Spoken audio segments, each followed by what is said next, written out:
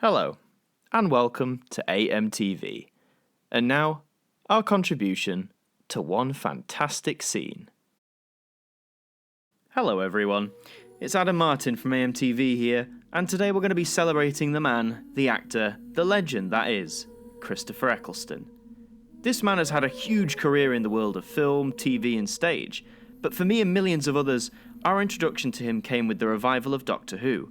On the 26th of March 2005, I sat down and watched that landmark first episode, and after 45 minutes of watching Eccleston on screen, I was hooked. And being as today is the 9th day of the 9th month, it's only fitting that I and several of the creators come together to celebrate our beloved 9th Doctor. So I present to you today my contribution to one fantastic scene.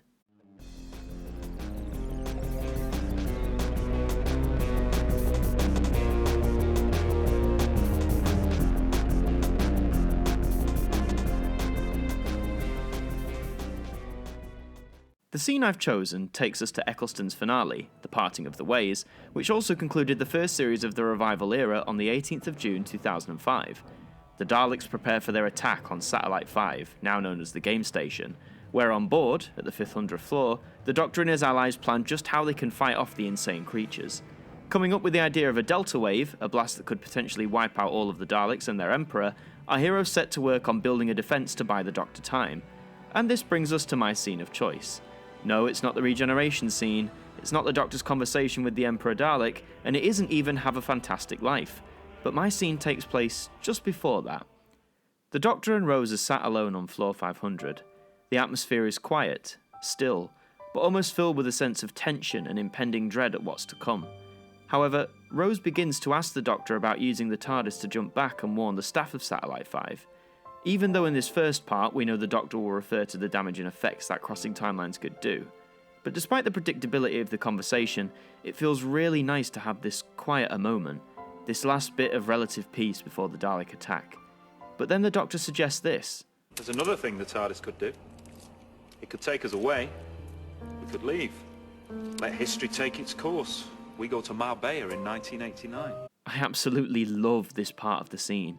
The calmness between both actors, Murray Gold's score quietly builds in the background, just the whole nature of it is both simple and so powerful.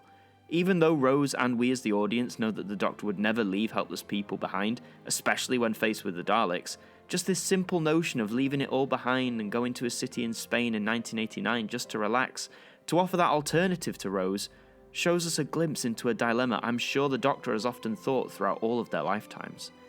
What if, in all those cases when faced with a dilemma, what if he just hopped in the TARDIS and took off, escaped it all? But he doesn't. He rarely ever has. And Rose's confirmation of that only cements the respect and resilience this character has. Especially with the 9th Doctor, a man so recently still scarred and haunted by the events of the Time War. If there was ever a time that the Doctor would be more tempted to leave the danger zone, it would be now. The Doctor knows Rose never thought about the idea of abandoning the Game Station. Over the course of this series, we've seen her take the Doctor's world like wildfire, wanting to be by his side and stand with him through the face of any danger, no matter how life-threatening that may be. However, there's something in Eccleston's eyes, and the minimalist reaction tells us that this is not only a reaction he expected, but one he dreaded. As the Delta Wave builds, the Doctor consults the computers as to how long it'll take before it's ready. Is that bad? Okay, it's bad. How bad is it? His initial reaction implies a long time, but when watching this in retrospect, I see a different approach, and it's absolutely heartbreaking. It's here that the Doctor consults himself for the final time as to just what he's been thinking and just what he's going to do. How bad is it? Ross Tyler, you're a genius! We can do it! If I use the TARDIS to cross my own timeline, yes! Everything seems positive. A solution has been found. The Doctor leaves Rose in the TARDIS to seemingly put the finishing touches on his plan. And as the music builds to a sincere finish, we see the Doctor turn. All that positivity gone from his face. He takes one more look at his eternal companion, the TARDIS, the machine that in many ways has been his guide, his confidant, his lifelong friend. And then... Doctor, what are you doing? Can I take my hand off? It's moving! The Doctor sets the TARDIS in motion, and despite the cries of protest from Rose, he doesn't let up. The TARDIS dematerializes, taking Rose away from the danger and to a place of safety. Home. The score explodes into a rousing melody that really pulls at your heartstrings, especially if you've watched the whole series up to this point. To see these two become friends, to bond in a way that they have, all for the Doctor to send her away without so much as a face-to-face goodbye, is honestly heartbreaking. The look on Ecclestone's face once the blue box has gone says it all. Without saying any additional words, we can see in his face that he's just had to make one of the hardest decisions of his life.